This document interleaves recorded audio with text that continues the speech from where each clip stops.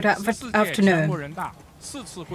Welcome to the third Ministers' Corridor of the 14th National People's Congress, the fourth session. And we also today have our privilege to invite three ministers. They are Ministry of Justice, Minister He Rong, Mr. Guan Zhou from Ministry of Natural Resources, and Mr. Huang Runqiu from Ministry of Ecology and Environment. Let's first welcome Minister He Rong from Ministry of Justice.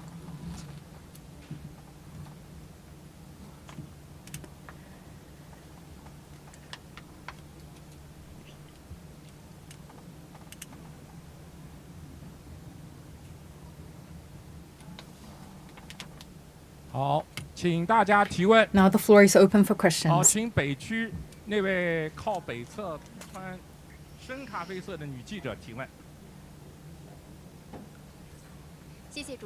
Thank you. With CMG. Good afternoon, Ms. Minister. And just now, the session has approved that the Ecological Environment Code and the Law on the Promotion of Ethnic Unity and Progress and the Law on National Development Planning. We know that they are all important laws in the overall work of the party and the country, play an increasingly important role. And as the legal department of the State Council, I would like to ask, what's your take on all these laws and what's the plan this year? Thank you for your question. Just now, the session approved three very important laws, fully demonstrating the strong leadership of the party and the state over the legislation work and also the institutional advantages of China's governance. General Secretary Xi Jinping emphasized that the development should be of high quality, and so should legislation. During the 14th five-year plan period, the legal documents submitted for the State Council to the Standing Committee of the NPC for deliberation total 60. And 165 administrative regulations were formulated or revised, 53 were repealed. And we also can say that the quality and efficiency of our legislation work has been improving. And that also can demonstrate it from two aspects. First, the role of precise services in the overall work of the party and the country is becoming more prominent. And the promotion of the private economy law after its introduction, 22 supporting regulation has been introduced and also played a positive role in stabilizing expectation, boosting confidence. And also we talk about international cruise and port supply regulations. That are the emergency administrative regulation. After their introduction, to a large extent, have promoted the development of our cruise economy. So you may have noticed that last year the volume of international cruise passengers in China exceeded 1.3 million, increasing 22.2%. In terms of efficiency, by using the method of small, flexible, efficient measures, we respond to major livelihood issues in a timely manner. So we talk about this short cycle, actually more pragmatic and effective measures actually worked well. For example, when formulating social insurance management regulations, it greatly benefits the 1.39 billion social security card holders. And also, for example, the customer rights protection law implementation regulations directly targets the pinpoints and difficulties in the consumption field, benefiting 900 million online consumers, so they can shop online in a more secured and safe manner. And also we talk about another law related to mineral protection, the miners' protection. We talk about that's the regulation for the online protection of miners' rights and interests, benefiting nearly 200 million the miners' internet users. So we actually use laws to build a fair wall to protect them. And also we have a law, the regulations on the promotion of reading for all, encouraging people to read more. This year marks the beginning year of the 15th five-year plan. The government's legislation work will fully implement the Xi Jinping's thought on the rule of law in accordance with the arrangement of the CPC Central Committee and the State Council, strengthen the key areas, emerging area, and the foreign-related laws and regulation work, so that closely related to development, reform, and stability,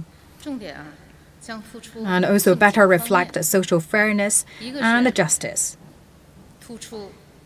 So our work will focus on several aspects. First, we will optimize the business environment. So in this regard, we will formulate and develop a unified national market access regulation and address major concerns such as local protectionism, improper access conditions, and right-raising competition or the involution competition. And second, that's to promote scientific and technological innovation. We know that every day we mention of the AI, we talk about robots. So these are the frequent mentioned topics in the two sessions. So this also required vigorous development to promote our country's development in scientific field. But also at the same time, we should pay attention to the security. So this year we will accelerate research and the legislation work for AI, low-altitude economy, and other fields, and revise the road traffic safety law, and also formulate regulation for airspace management. The third aspect of our work this year is to put more emphasis on protecting people's livelihood, promoting common prosperity, address people's needs in housing, food, transportation.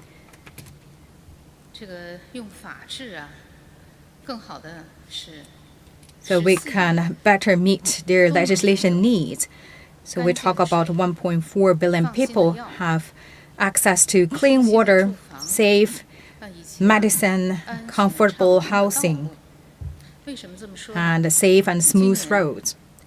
Why I mention this? Because this year we will also formulate and implement water supply regulations, drug management, road transportation management, as well as the housing safety management. So we have very soon administrative regulations in these areas. And you may also care about the new employment groups or flexible employment groups, how we could better protect their rights and interests. And also we talk about production safety, liability, accident, hidden danger investigation. All these actually related to the people's happiness and safety. That will also be the key focus of our work. And the fourth aspects will be guarantee high-level opening up. So we will move faster to expand trade and investment, improve custom clearance and other laws and regulations so that foreign investment will be more convenient, more reassuring, and our outbound investment safer and more reliant. And that also showcase China's openness as a big country, and also by leveraging the rule of law, we are resolutely safeguarding our overseas interests and national security. Thank you. Next question, please. Thank you. With People's Daily. Good afternoon. So for the law enforcement, we have a massive amount of the laws and also concerns the interests and rights of our people and also the performance of the society. So last year, actually, we have done a lot of work on improving the law enforcement and also play a key role in promoting the high-quality development. And this year, in the government work report, we also have a lot of arrangements and the deployment. Can you tell us more about this and on how to ensure the supervision and oversight fighting and protecting the enterprises in the society. Thank you. Thank you. You have just mentioned a word that we have a broad range of coverage and also massive amount of legislation. Yes, indeed. For legislation, it concerns the government and also as well as the performance of people's livelihood. And this also shows that people have confidence for our legislative administration. So right now, I would say that for the legal service workers, we have over 3 million people, and for these workers, they bear a lot of responsibilities. And for these legal service workers, they are dedicated and also make their contributions for the social and economic development and protecting our people. And also at the same time, we are seeing some of the loopholes, some of the unfair law enforcement. As for the administrative law enforcement, for some of the key areas, even though it takes a very small portion, however, for some of the enterprises or individuals, and that is 100% unfairness. For General Secretary Xi Jinping and also the CPC Central Committee attach great importance to the administrative law enforcement. And last year, so we actually have special tasks to supervise the law enforcement for the enterprises and the individuals. And also we have seen a lot of outcomes. So first, we are seeing that we are protecting some of the enterprises. We lower their burden and increase their confidence in their business. You may also aware that for this special task, it just focuses on some frequently mentioned issues. For example, closure, oversight, penalty, charges, and also some of the illegal cross-border law enforcement, regional law enforcement. And we identify over 60,000 cases in this aspect. And also it can help us to reduce the economic loss for these enterprises amounted to 30 billion RMB. And you may be very curious about the law enforcement amount. Actually, you can see some of the unfair law enforcement has been reduced by 33%. And also, we can better and we find out more questions for the law enforcement increased by 19%, meaning that we also have a more targeted and effective law enforcement at the community levels. And you may be aware that a lot of people, we have these code scanning procedures for people to entering into the enterprises. This is also a very important task. And this year, in nationwide, we would like to roll out these procedures, that is to put up a QR code for people who want to enter the enterprises. On the other aspect, we can see we have more precise and standardized law enforcement. As you just mentioned, the supervision and oversight issue, I want to emphasize that again, we would like to standardize the law enforcement. It doesn't mean that we don't need law enforcement, or we will loosen our standards for the law enforcement. In general, we need to stick to the rule of law. When necessary, we need to be strict and disciplined. For example, for food and drug safety, and also some of the environmental protection, all of these concerns closely to people's livelihood. That means we need to take up the strictest discipline to do the law enforcement supervision. And last year, since the special task, we identify over 200,000 cases in relating to the food, drug, safety issues. And for some entities, when they violating the law in a moderate cases or situation, and then we will adjust the penalties accordingly. On one hand, we have to show the rigid law implementation, but also we have to look at the actual situation to supervise the law enforcement. And for drivers, I believe you can feel that more clearly. The first time, if you park your car not according to the law, and the Traffic Control Bureau will give you a reminder. If you do not cause a traffic jam, then they will not receive a very severe punishment. So that is what I said. This is a relatively loose supervision. But I would also notice that some people are very curious or concerned that for the law enforcement, do we have that consistency?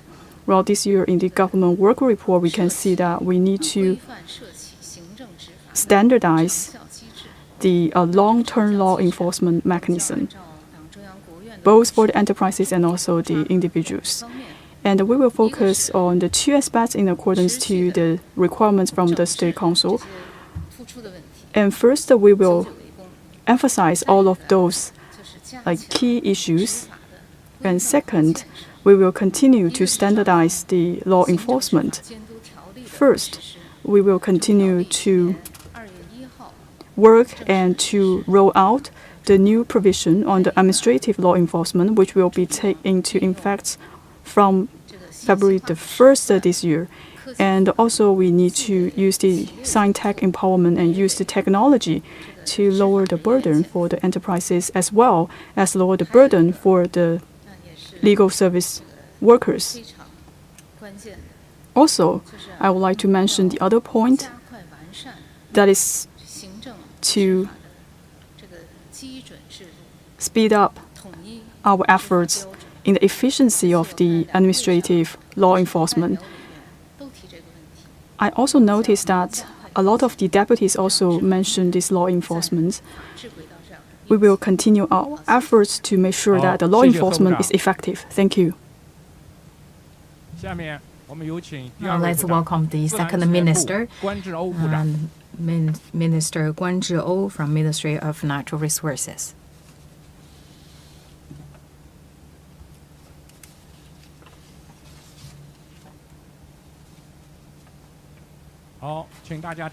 Right, the floor is open. 这个南区中间这位穿黑色上衣的女记者提问。好，谢谢主持人。香港大公文会传媒集团记者提问。With 大公文会 Hong Kong. Good afternoon. I know that it's important that the protection and utilization of natural resources related to the modernization of a harmonious coexistence between human and nature. So as the custodian of natural resources, what some new measures will be taken?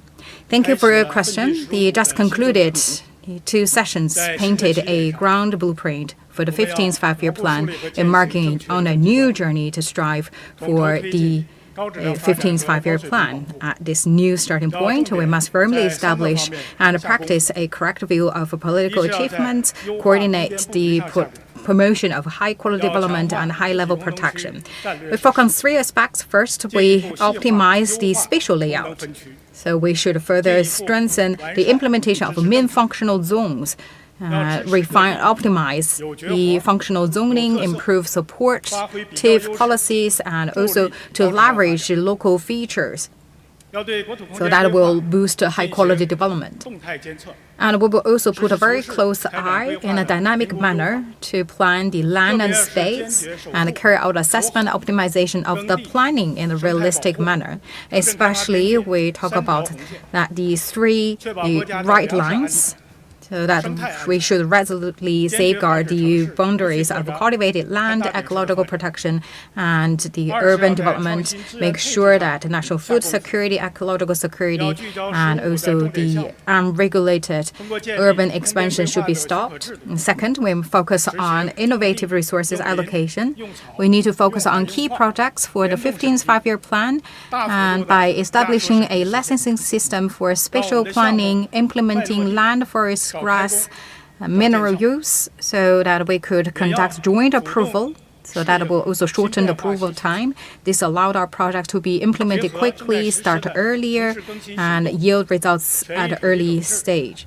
We must also adapt to new changes and demands, combining with ongoing urban renewal efforts and comprehensive land consolidation, leveraged idle land, and also to bring them into the great resource and transform resource stock into development, increment, and fuel economic development.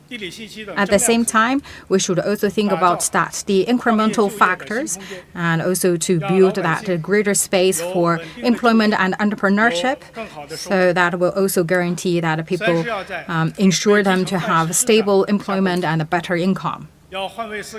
And we should also think about how we could provide better services, especially put ourselves in other people's shoes, and to continue to offer on-site services, address issues promptly, and introduce more forceful and heartwarming policies. And we should also fully support major economic developed provinces in shouldering more responsibilities. And we should also listen to the voices of the grassroots and take an initiative to solve the problems for them. And we'll also accelerate the inter-provincial realistic registration services and also solve practical problems such as forest and farmland conflicts. So ensure that business and the people gain more sense of fulfillment and happiness. Journalists, today marks the 48th Arbor Day, or a tree planting day.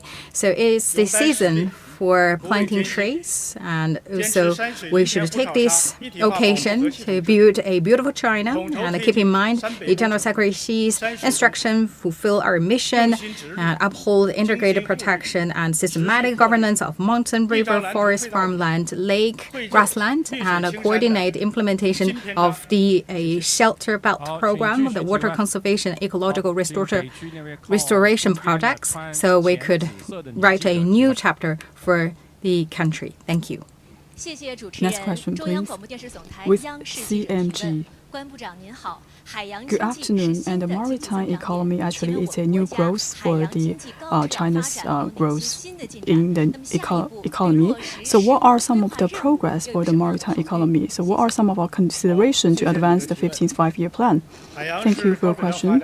So maritime economy, it is very important for us to promote the high-quality development. General Secretary Xi Jinping has emphasized that we have to know the marine and also to know the maritime economy, and also to find out a path to develop the economy. So actually for China, we have made new progress in the maritime economy.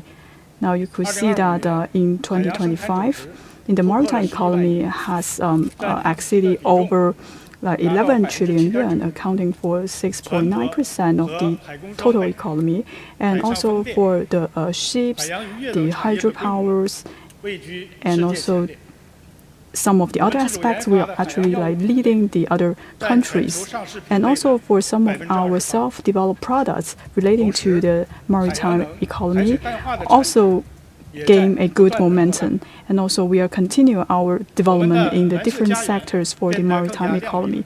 And now you can see our area in our blue economy also have a good productive forces. And also you can see the red forest has accounting for 479 million mu, continue the growth momentum. And also we are setting up natural conservation areas and also protecting the corals and the other natural resources.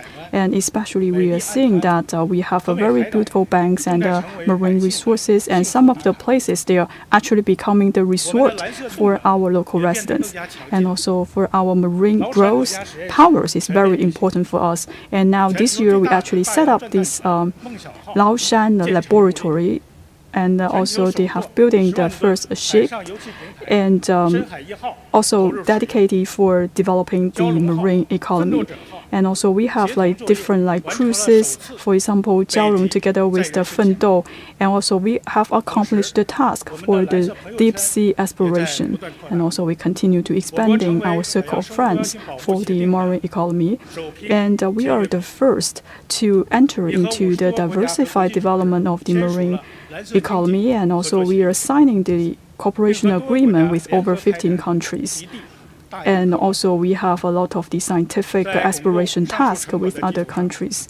On top of that, we will follow the goals and the tasks set by the 15th five-year plan, continue to push for the high-quality development for the marine economy. During the implementation, we have to focus on the innovation. And also we will kick off some of the new science-tech projects to further our exploration, the capacity to exploring the marine resources. We will also use our land and the sea resources to understand the plannings to find out the new growth drivers for the marine economy. We will continue to upgrade the industries and to develop the deep sea equipment, and also to find out the new growth points.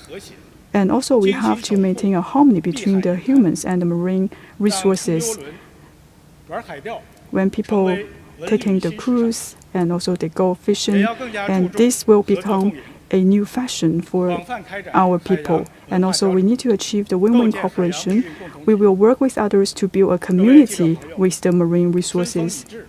Dear journalists, now the spring is coming, and now I would like to invite all of you to join us and also to enjoy the beauty of the marine resources, and also to enjoy the ecological environment and tell the good story of the harmony between the human and the nature. Thank you. Now let's welcome the third minister, Minister Huang Runqiu from Ministry of Ecology and Environment.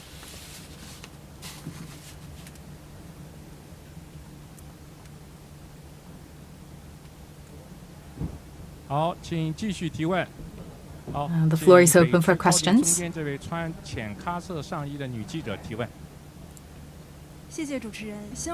Thank you. With Xinhua News Agency. Good afternoon, Minister Huang. With the recent years' efforts in carrying out the battle against pollution, and many people have clearly felt that the environment around them has improved with blue skies, green, the earth, and clean waters. So what will the battle against pollution continue? What issues will be the construction of a beautiful China focus on? Thank you for your question. The 2 sessions have just concluded. I just counted. And before and after 2 sessions, in 9 days, we have 7 good air days, 2 slightly polluted days, and today is also a slightly polluted day. As such, the air quality in Beijing this season is relatively very good. In fact, the concentration of PM 2.5 in Beijing last year has historically dropped to within 30 micrograms per cubic meters. So that's the efforts of ourselves and also the weather, because when we talk about that, previously we talk about during the 2 sessions, we always have quite the good air condition. And what really the situation, because last year there were only 1 heavily polluted day in Beijing. As Premier Li Qiang said in the government work report summarizing the work of the past year, he mentioned the continuous improvement of the quality of the ecological environment. Indeed, the average concentration PM 2.5 nationwide last year continued to decline, reaching 28 micrograms per cubic meter, and the proportion of good air quality days reached 89.3%. This is the best record since the monitoring began. During the 14th five-year plan, the concentration of PM2.5 nationwide decreased by 20%, and the number of heavily polluted days decreased by 25%. The proportion of good surface water reached 91.4%. For 2 consecutive years, it has exceeded 90%. And for the mainstream of the Yangtze River for 6 consecutive years, and the mainstream of the Yellow River for 4 consecutive years have seen stable water quality reaching class 2. Especially General Secretary Xi Jinping, since he put forward the proposal of the grid protection of the Yangtze River 10 years ago, and we could see that the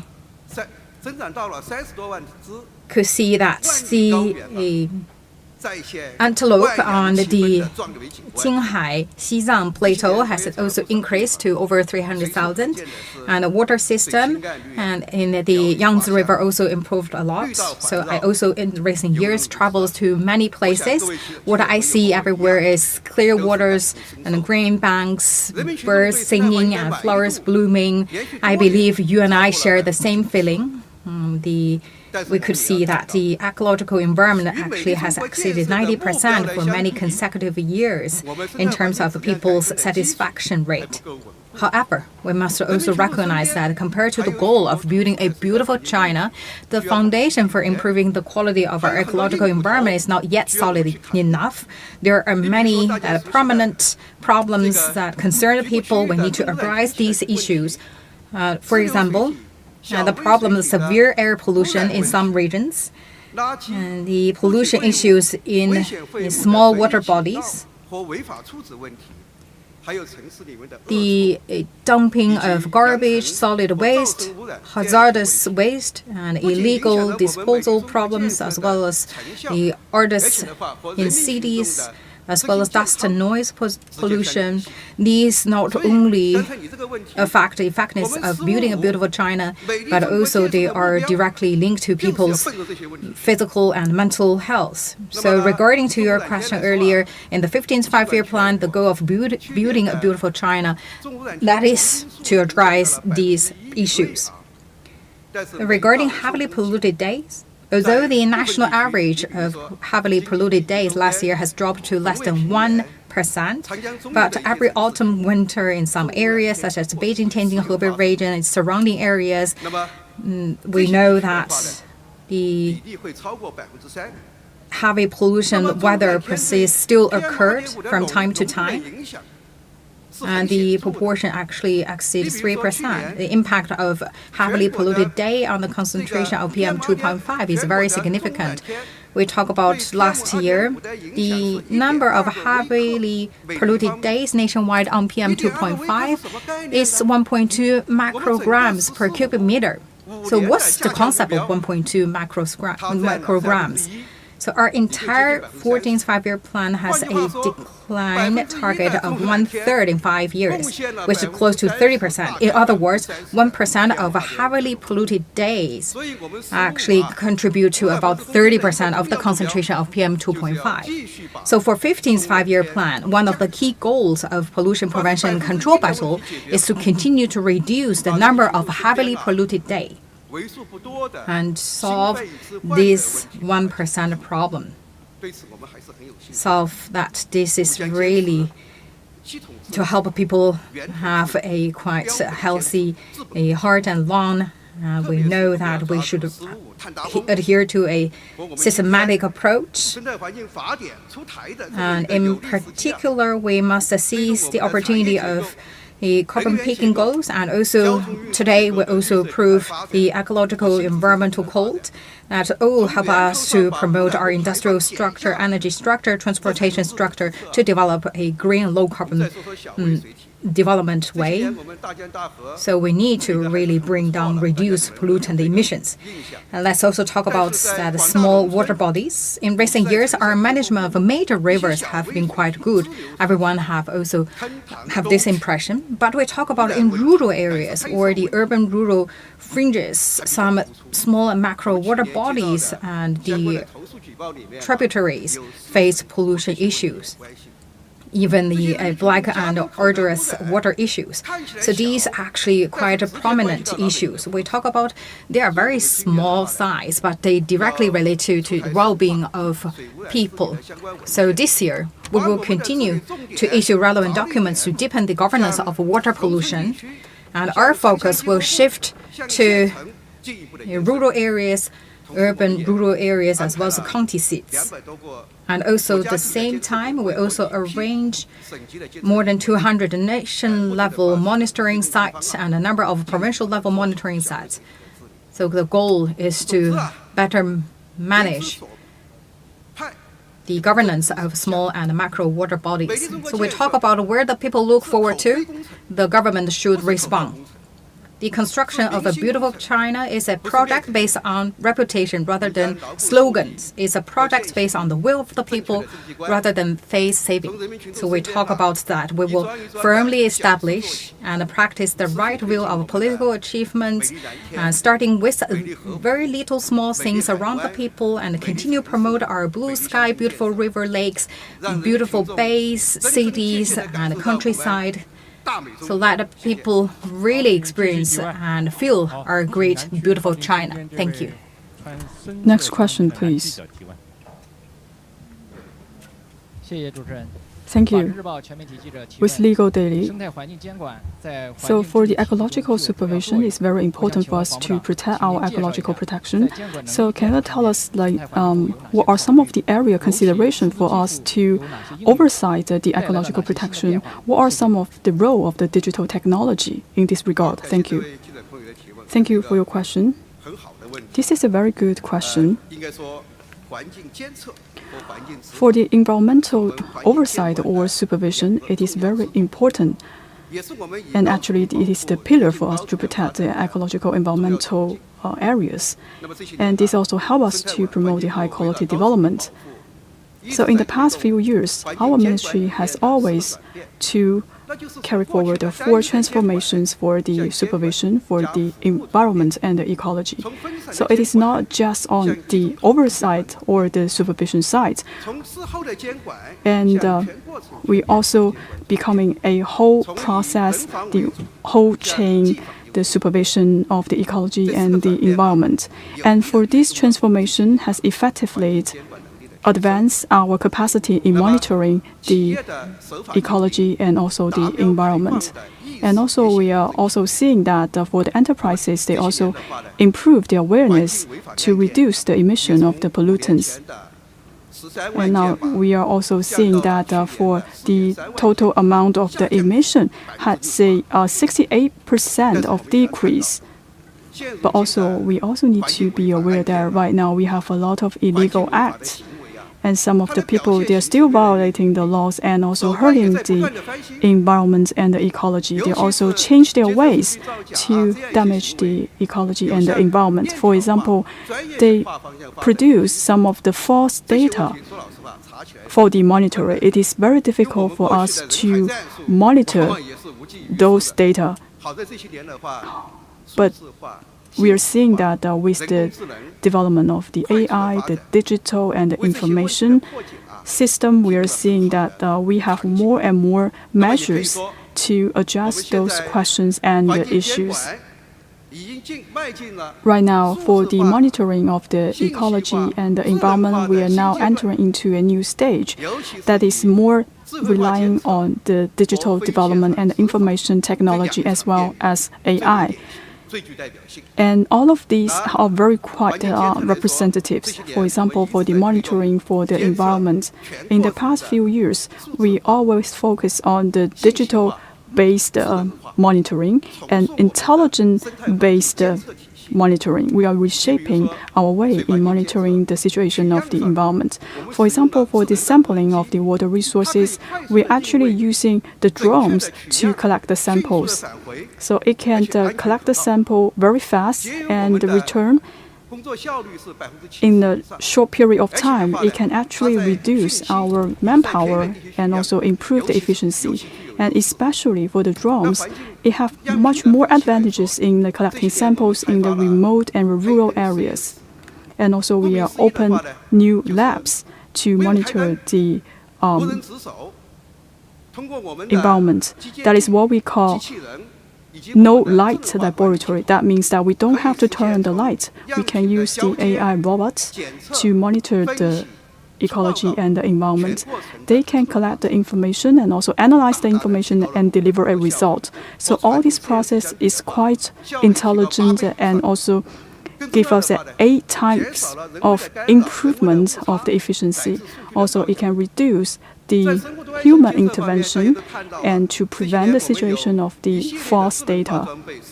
And also, we have a lot of AI equipment. For example, the AI cameras, infrared cameras, they are quite precise. And also, all of these can help us to monitor the ecology. For example, we can get some of the real-time videos. This is very important for us, but still we have some shortcomings. For example, it is very difficult for us to monitor the aquatic animals. And right now we are producing a new technology that is the eco-DNA, meaning that first of all we collect some of the samples from the water resources, and then we will have the DNA sequential test, and then we will stimulate like what kind of the aquatic creatures will exist in this underground, underwater. And actually today I bring in with me with a chip. So for this chip you can see it is a very small one, but still actually you can see from this chip you can get the water surface information and the DNA information existing in 19 river basins in the Jiangsu provinces.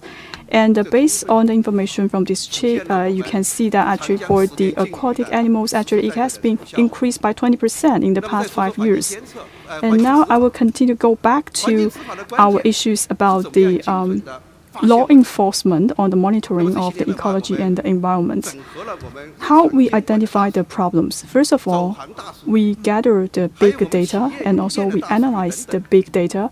For example, the collection of the samples and also some of the information we collected.